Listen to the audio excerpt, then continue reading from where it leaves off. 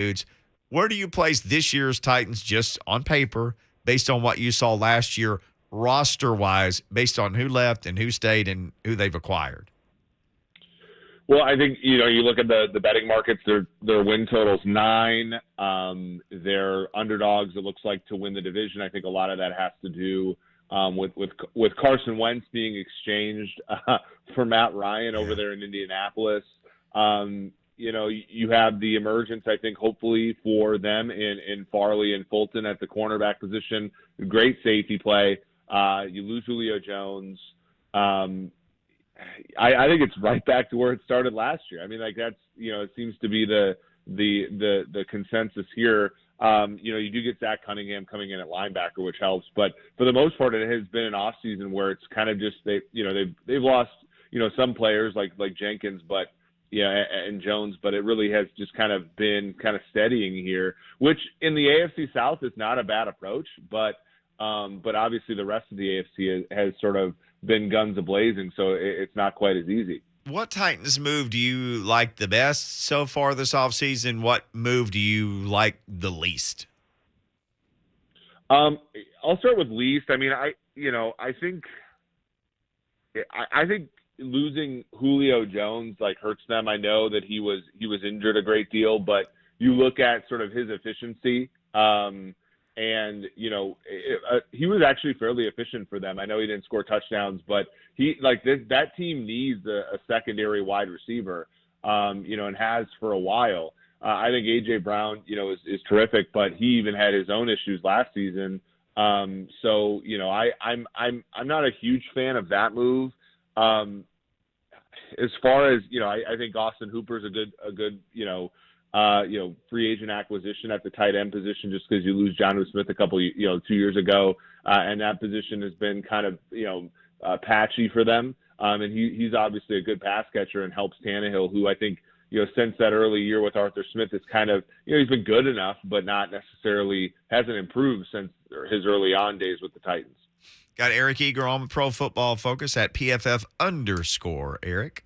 Well, Eric, I guess the Titans have forgotten Robert Woods. I think his dad played for the Titans too back in the 70s. Mick, I didn't think you knew that. But how do you think he fits into the Titans offense compared to Julio, as you mentioned that you liked?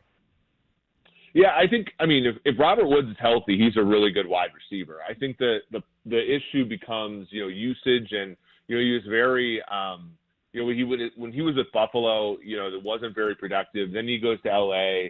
And they sort of used him perfectly, blocking in the run game, the jet sweep type of stuff. He would add to that in addition to being just a great wide receiver sort of on the crossing stuff. I know that, Todd Downing is going to run that, as part of the Arthur Smith offense. So that could be helpful. The ACL is a little bit worrisome for me, but they didn't give up a ton for him. They had to take on a little bit of his contract. But, that's another one where, Tannehill, could possibly get that secondary receiver in there. I just worry about age, and I worry about the injury status. Based off your numbers, who should have the Titans have gone after at wide receiver that were on the market? Well, I still think there's some guys who could help them, who are still free agents. I think, you have Landry. I know he was asking for a lot of money, so that might just not be in their wheelhouse. I know Juju's another guy, Smith-Schuster, who the Chiefs got for about $3 million. He's coming off of an injury, but again, that's just when you talk about dollars and cents. That's just a really good value for the Chiefs. So those are kind of some guys who I think could help. And the thing with wide receiver is you need 3 guys, and I think the Titans with Woods get you to 2.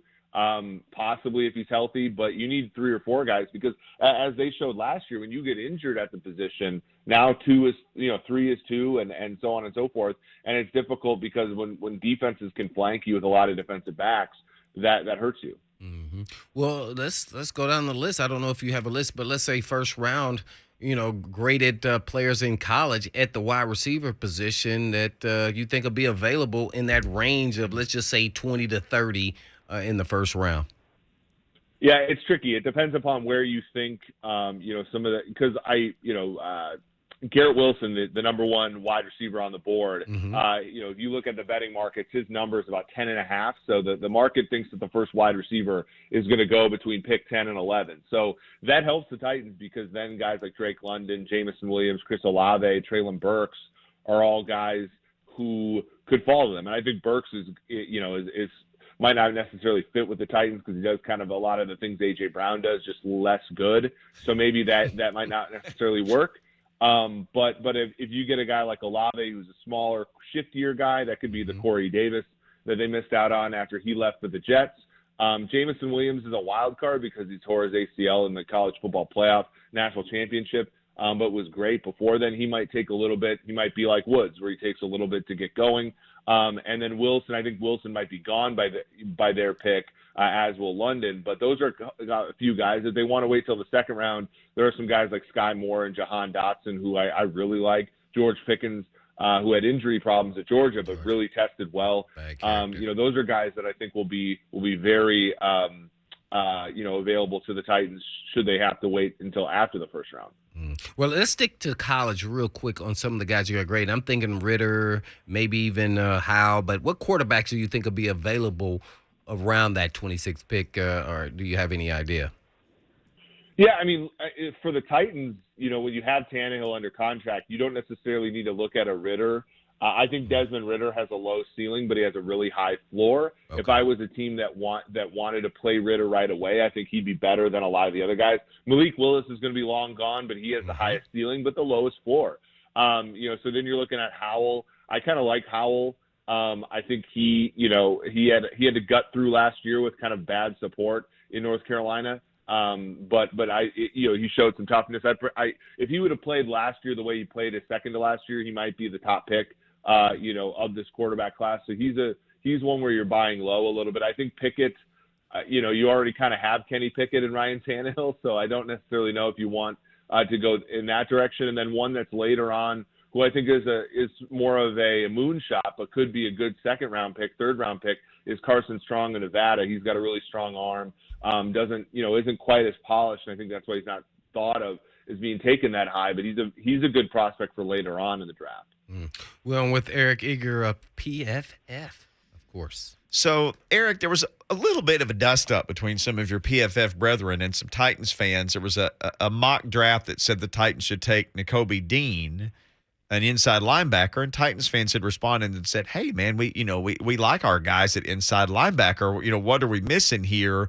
And it was like, did you catch any of this stuff? Do you know what I'm talking about? I just thought it was interesting because I think most Titans fans would look at that position group and say, okay, between David Long and Zach Cunningham, maybe Monty Rice is the number 3 guy. It's probably a position where they're okay at that doesn't need immediate help. But there was some interesting back and forth there. Well, I think it's just the opinion of Zach Cunningham, right? Because David Long's a pretty good linebacker. He's still relatively young, and Cunningham's one where I did a study on like sort of using some of the GPS data to look at how much play action causes a linebacker to bite. And Zach Cunningham is the worst linebacker in the NFL at biting on play action. So like, so it's one of those where you're in a division with the Colts. You're in a division, with the Eagles who will probably, or not the Eagles, sorry, the Jaguars who will do some of the Eagles stuff with Doug Peterson, with Etienne and Robinson in the backfield there. And so, I think Cunningham's a great run defender. And I think it comes at the cost of the fact that he's extremely aggressive. And so teams that play action him have a ton of success. And that's why you look, at the Houston defense and, you look and those defenses had great players like Watt. They had Clowney. They had some good defensive backs back in the day, but they were always performing poorly. And it was just like, well, the easy buttons always work against the Texans because, Zach Cunningham was biting on play action like 2 yards every single play. And those were, of course, where the middle of the field is the most valuable part of football. So that's kind of where my stance is on Cunningham. I don't think he's terrible, but he's really bad at one thing that other teams' offenses can kind of exploit. You got in a lengthy I'm trying to find the tweet from the guy where you had said the more I look at this, the more I agree. Where I guess he had looked at certain positions And part of the deal was all the way down to, like, the Giants would have just been better off not selecting a player than taking Saquon Barkley. He was basically looking, I guess, at the decline of some positions and what they were actually worth. Do you know what I'm talking about? Yeah, the surplus value stuff. So Surplus value, yes. Yeah. So the hard part is like, and it's a lot better in the NFL now. I remember, because I'm a Chiefs fan, like, and this guy comes up, for you guys because he played for the Volunteers. But when Eric Berry was drafted by the Chiefs at 5th overall, he signed a 6-year, $60 million contract. That was the richest contract in the history of safeties. I know Blaine is a little bit of, is kind of shaking his head here, but like, no doubt. The fifth, before the rookie wage scale came out, guys, if you were at one of those quote non-premium positions like running back or safety, and you were drafted high, you were the most expensive player in football, and you hadn't even played a down there yet, right? And versus if you draft, let's say, Chase Young at 2, and you pay him $8 million a year, which is what the second overall pick is, and you look at the most expensive edge players in football, they're worth $25 million. So that $17 million is what's called surplus value, right? The difference between the highest draft picks and the highest paid players at the position. When you take a guy like Quentin Nelson, he plays guard. When Quentin Nelson was taken 6th overall, he was already a top 5 paid player at the position. When Saquon Barkley was taken 2nd overall, he was a top 5 paid player at the position. So ultimately, that's kind of the deal is when you take a player at, quote, a non-premium position really high in the draft, what you essentially aren't trading the uncertainty for the cheapness anymore, right? When you take a quarterback, when Joe Burrow was picked 1st overall 2 years ago, he was paid $9 million. The next highest paid quarterback was Teddy Bridgewater at 20. There was $11 million of surplus value between the number 1 overall pick and the next, the worst starting quarterback who wasn't a rookie. So like, that's kind of the idea there. And that sort of is like the hidden thing when you draft kind of running backs and linebackers and safeties and guards and centers like really high in the draft is you still have the uncertainty because you don't know if that guy's going to be any good in the NFL, but you're not necessarily getting a huge a discount as far as the price is concerned. Thank you for running with that one. I could not think of the phrase surplus value. That was fantastic stuff, Eric. Eric Eager joining us here on Blaine and Mickey. Well, I'll run with it. Tell us the surplus value, because I'm always learning something there, Eric, man. Great job from PFF. And that is, what is the surplus value for Jimmy G and Baker Mayfield? Because I don't know if either one of these guys are going to be able to get traded at this point. And I don't know if the teams are going to cut them or maybe pay half of their salary and the other team do another portion. What do you think is going to happen with these two guys? Yeah, they're great examples of what you guys saw with Julio Jones last year. You guys took on the majority of his money, so you had to give the Falcons kept the majority of his money, so you guys had to give up a 2nd-round pick, right? Yes. The Cleveland Browns took on the majority of Amari Cooper's money, so they only had to give up a 5th-round pick to Dallas, right? So like, there's this trade-off between draft pick compensation for a player and how much money you have to pay, right? So the issue with Mayfield is that, like, on his 5th-year option as the 1st overall pick in the draft, he's not inexpensive anymore. So a team that trades for him, I've heard around the league circles that the Browns are willing to take a really low draft pick for another team just to take his salary on, let alone the player. I think Jimmy G is a similar part where he's an expensive quarterback. And, so a team that trades, like, if you trade a 2nd-round pick for him, you're not only trading a 2nd-round pick, you're also trading a certain amount of your cap space. So that's really what's, I think, muddying the waters with some of these quarterbacks who are not great quarterbacks. They're not terrible, but they're not great, and they cost a lot of money. Man, well, there's a lot of quarterbacks in the AFC West.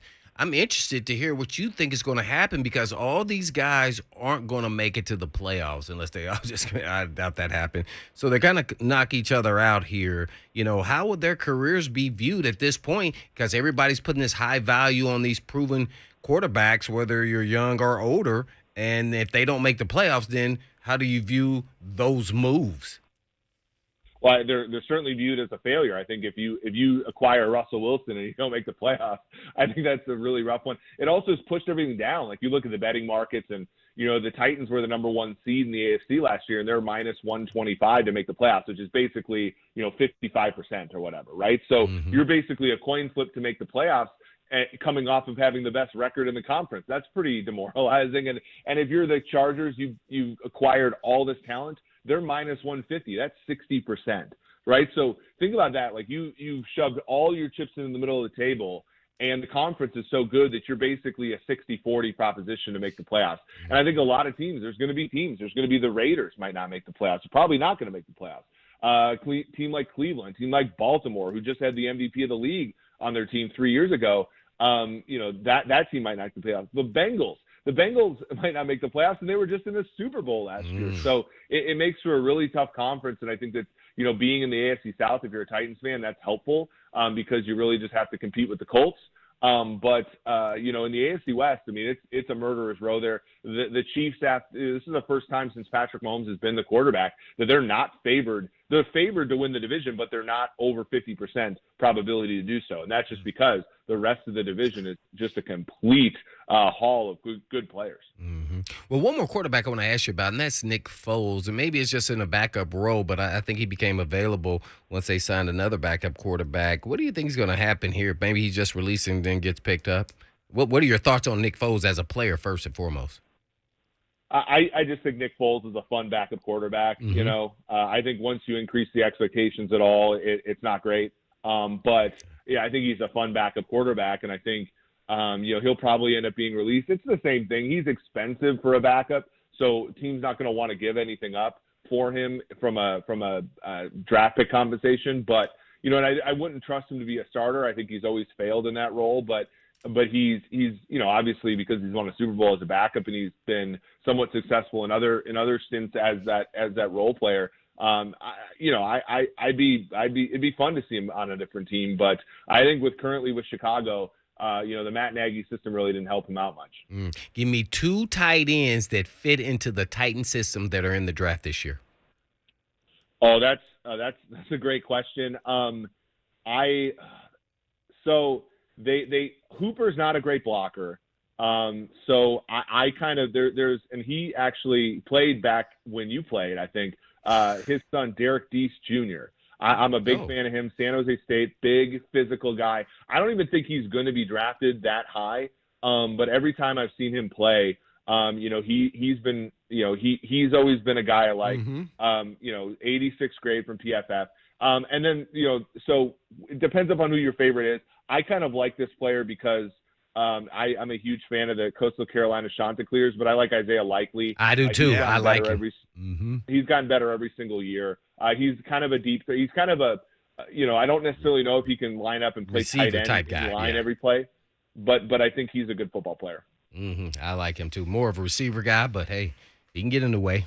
Yeah, as an Arkansas State fan, I got, unfortunately, too many good looks at that guy in Sun Belt competition. That's likely. It was very likely. Hey, Eric, fantastic stuff, man. We always love catching up with you. People can follow you and your associates, Pro Football Focus. You are at PFF_Eric on Twitter. People definitely need to follow you there. Thank you for the time today, sir. Thanks, E-Squared. Thanks for having me on, guys. Take care. Yes, sir. Eric always drops in some Blaine references about safety, too. I like how he keeps things current.